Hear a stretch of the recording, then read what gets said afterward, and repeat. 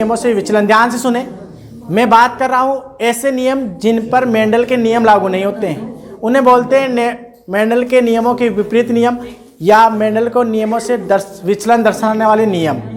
Mendel के नियमों से विचलन दर्शाने वाले मतलब मेंडल के नियमों के अपवाद।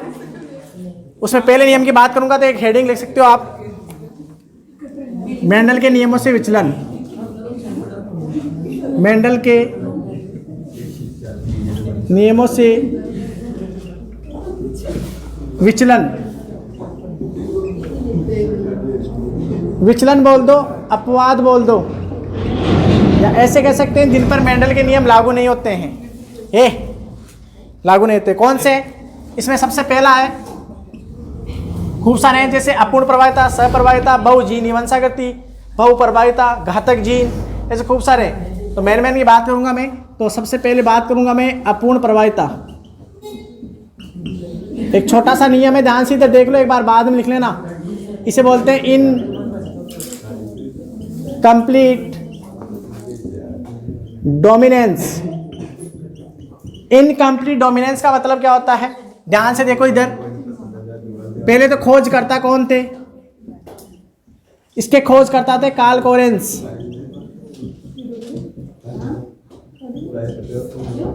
और मेंडल के नियमों की पुनः खोज करने वाले भी थे कार्ल कोरेंस। तो कार्ल कोरेंस ने जो गुल अब्बास पादप होता है, पादप कौन सा था तो वो बता दूं। पादप का नाम था गुल अब्बास। अरे गुडल नहीं है, गुडल अलग होता है यार। गुल अब्बास को बोलते हैं मिराबिलस जलापा, मिराबिलिस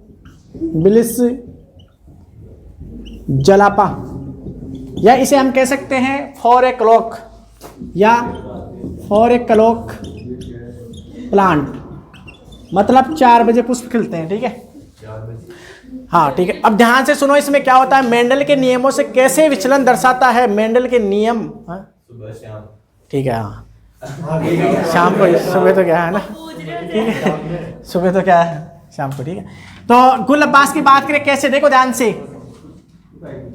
जैसे आर आर और आर आर, इस आर का मतलब होता है रेड, यानी लाल।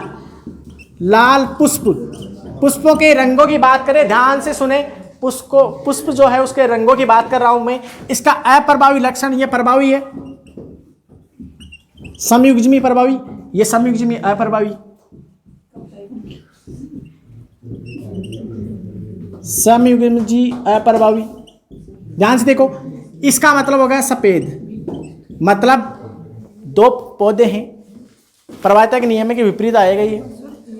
जब लाल पुष्पों के का क्रॉस, यानी शादी अपनी भाषा में, ठीक है, हाँ ब्याह है ना, अरे जीमना भी होगा, ठीक है वो बता देंगे। ठीक है, तो लाल पुष्पों की शादी किसके साथ करवाते हैं? आर सफेद पुष्पों के साथ क्रॉस करवाते हैं, यानी परागण क्रिया करवाते हैं। ठीक है, क्रॉस करवाते हैं, पॉलिनेशन। तो आपको, तो इसमें जैसे आर आर और आर, तो इनमें जब क्रॉस कराए तो आपको जो प्राप्त होगा ना, वो ये प्राप्त होगा गुलाबी, यानी आपको गुलाबी पुष्प प्राप्त हो गए।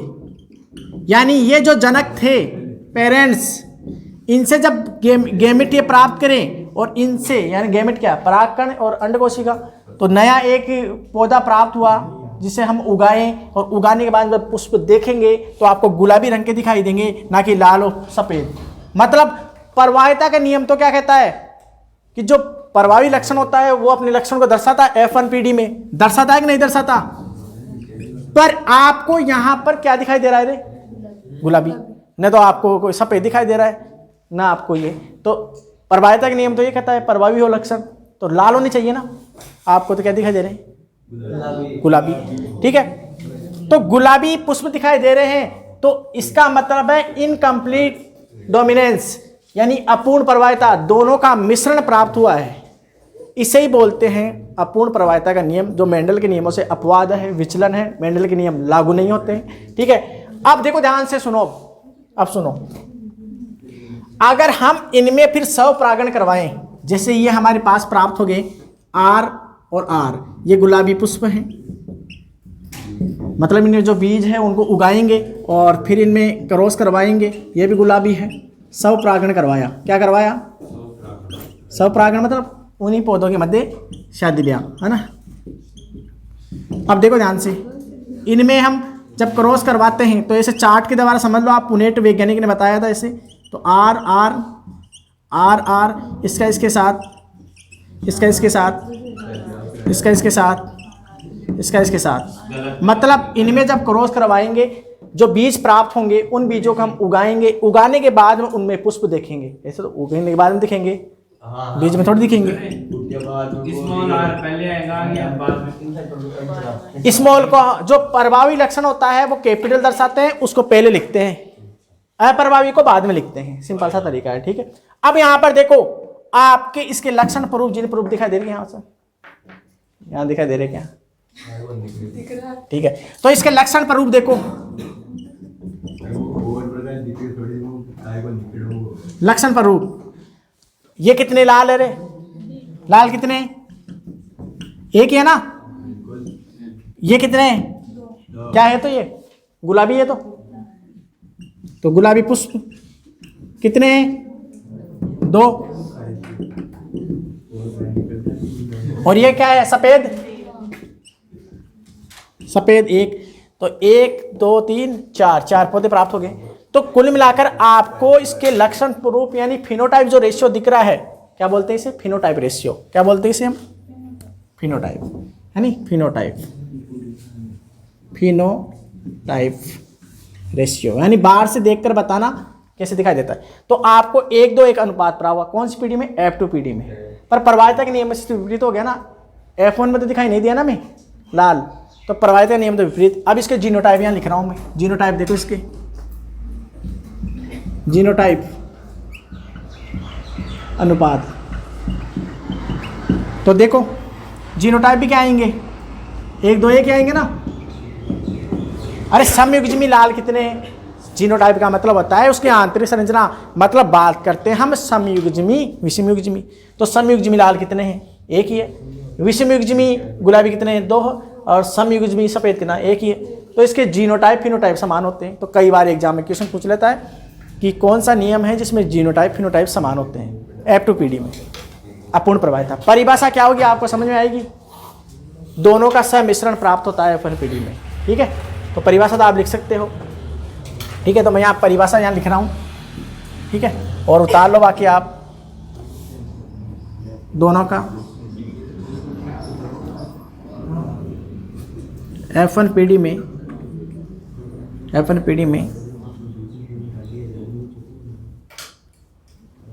दोनों का, दोनों लक्षणों का मध्यवर्ती लक्षण दिखाई देता है। F1 पीढ़ी में दोनों लक्षणों का मध्यवर्ती लक्षण दिखाई देता है, मतलब लालते और सफेद इनका मध्यवर्ती लक्षण दिखाई दे दिया। मतलब लक्षण तो एक ही है ना, तो दोनों का मिश्रण दिखाई दे दिया। ये इसकी परिभाषा हो गई। किसने बताया था? कार्ल कोरेंस ने, कोलब्बास मिराबलस जलापा में। समयुग्मी लाल, विषमयुग्मी गुलाबी, समयुग्मी सफेद, ठीक है। तो ये था नियम। इस नियम को लिख लो, बहुत इंपॉर्टेंट नियम है, ठीक है। ऊपर दे परमानेंट कर